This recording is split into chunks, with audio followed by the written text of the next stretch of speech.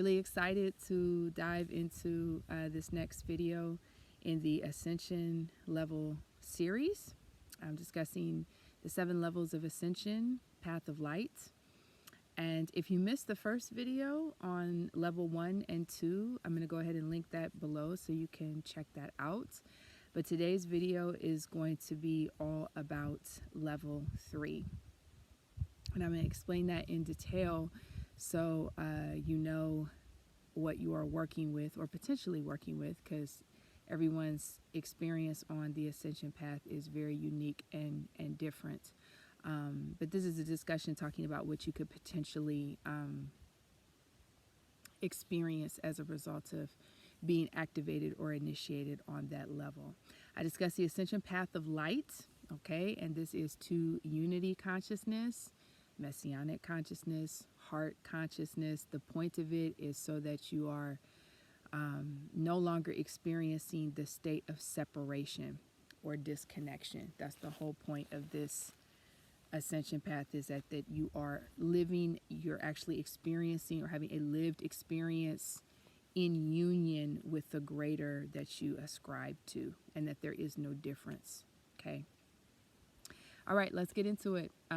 Ascension level 3. This is the level that the majority of people within the spiritual community, with all due respect, get stuck on. There are 2 that you can actually get stuck on: level 3 and level 5. Level 3 is the first. The majority of people, most likely either coming up on this video or introduced to this video, were probably at level 3 for a really long time and are just now kind of making their way out of it. But you are most definitely at this level, most likely for a prolonged period of time at some point on your path, okay? So what does this entail? Level 3, you're pretty spiritually polished at this point because you have worked the level 2 in studying other religious traditions, becoming spiritually knowledgeable, taking that time to maybe go on that journey or take that exploration. So as a result of you doing that and really committing to that in level 2, by level 3, you kind of know a little bit of something about the universe, about the greater, about the spiritual. So you're relatively articulate in how you can explain the spiritual or spiritual matters when that comes up in conversation.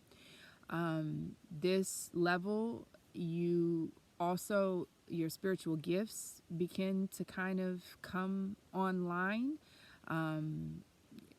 It may be in a strong way, but it also may be in just the initial development stages they're coming online. So what I mean by spiritual gifts is your claircognizance, your clairaudience, your clairvoyance, your clairsentience, your clairs. Your clairs come online or start to come online, and you're aware of this, and you have the inkling or you are moved to begin developing these gifts and learning how to work with them.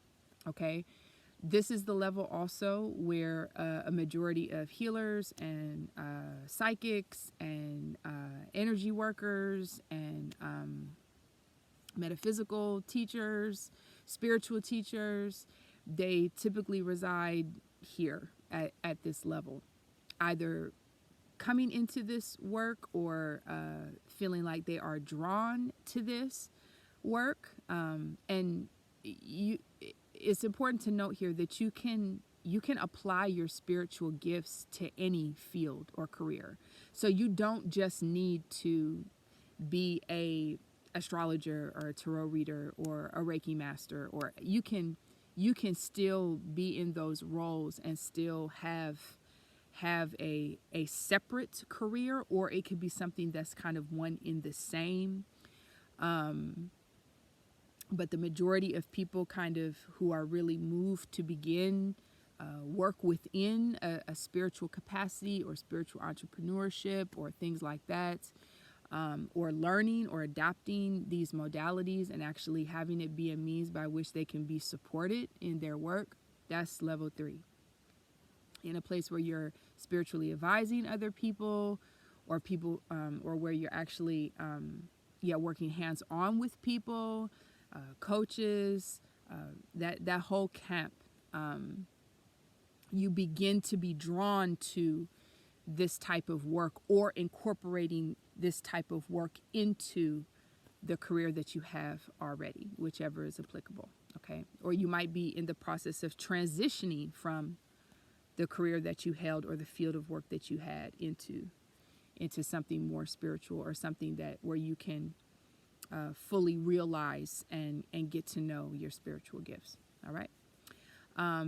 In this level, we are not fully aware of the effects and the power of the ego self, or of the separated self. We may know of that, like we might be saying the word ego, or we might be saying the word disconnection or separation, or shadow. We might be saying those words, but we don't have a real clear understanding of how that has, how you've been living from that space or that place of separation up to that point. So someone could say, the ego is involved here, or the shadow self is at play here, and you could be like, huh? Or they're kind of that question mark. And you can even have, this is a big telltale sign, you can have a certain amount of resistance to those statements or that realization when it's brought to your attention. There's even a want to kind of like push it away, or kind of like discard it and just continue on with how you've been going. But these hints, these nudges at this level is what's trying to get you to see and really understand how the negative ego has been embodied, or what has taken place with the mind to where you have been operating potentially from your shadow self, or the self that's not so seen in terms of what might be taking place. Okay, it's hidden. It's called shadow for a reason. Okay, I'd never say that the ego is something that's bad. It's our outward expression. It's our personality. It's how we are initially gifted in our ability to connect with others. It's how we attract out here.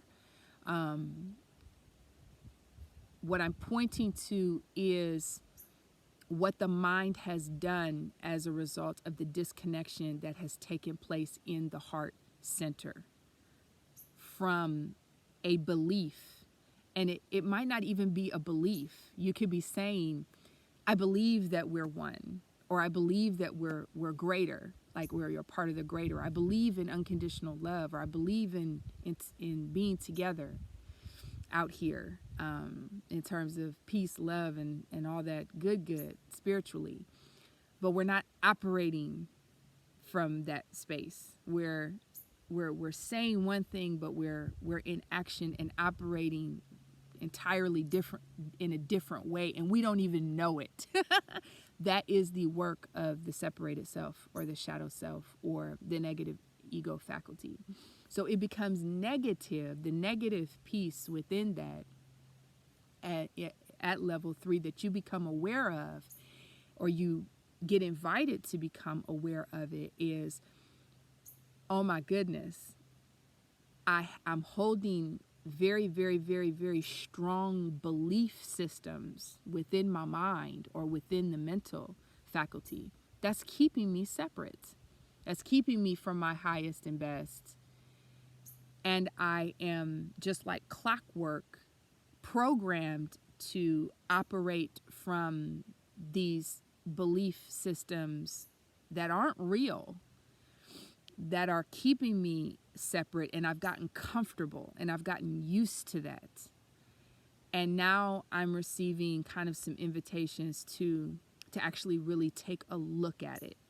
So level 3 Somewhere along the line, and this is a must in order to move on to level 4, at some point, we have to begin to take a real hard, honest look at ourselves.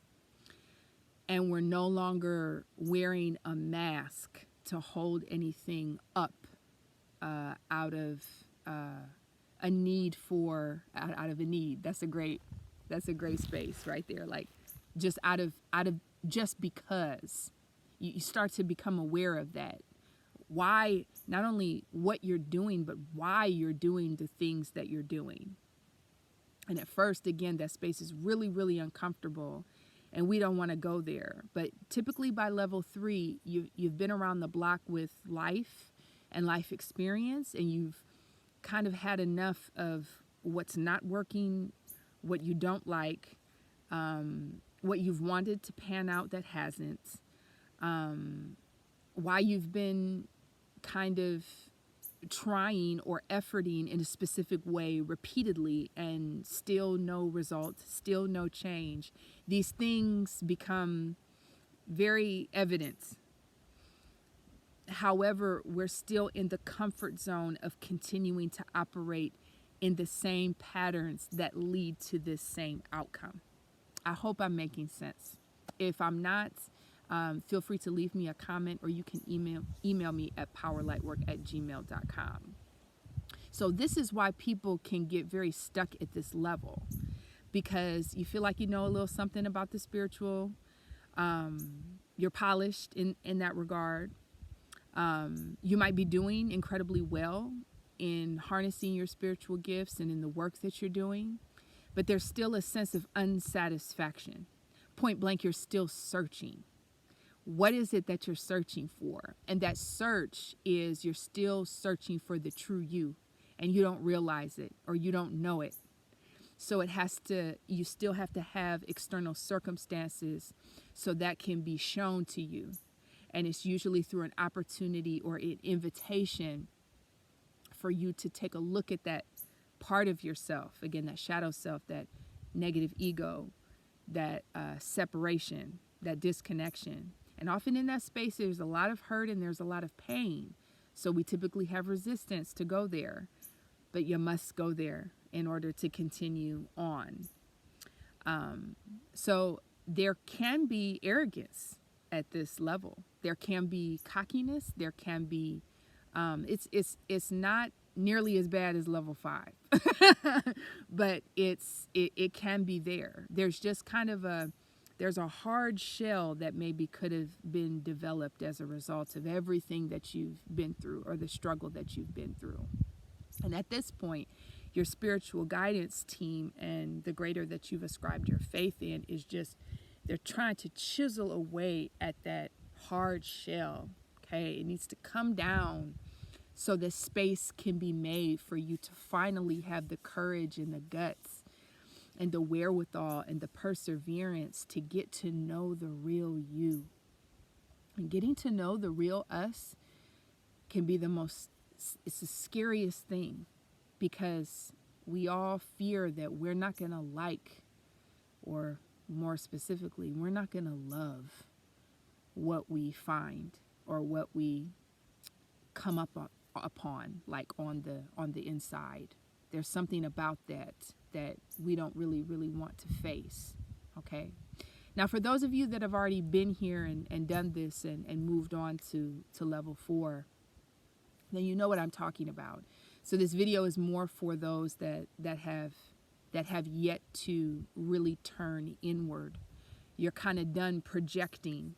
It's everybody else's fault that something isn't this way.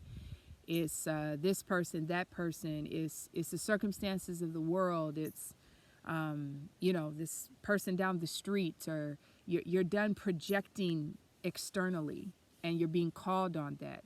And then it's like, okay, the next place that I have to go doesn't really involve continuous blame and projection outward. It's, okay, who's the common factor in all of these things? And it's you. And when you understand your place as a divine creator being, in truth, the even harder truth is maybe you created it all and you really didn't realize that that's what happened. So that's the good news. If that is the case and you realize that those are the circumstances, if you miscreated it from a place of programming and illusion and separation, then we always have the opportunity to recreate it or co-create it from an entirely new place, from an entirely different place. And that's level 3. Until next time, all praise and all love. Bye-bye.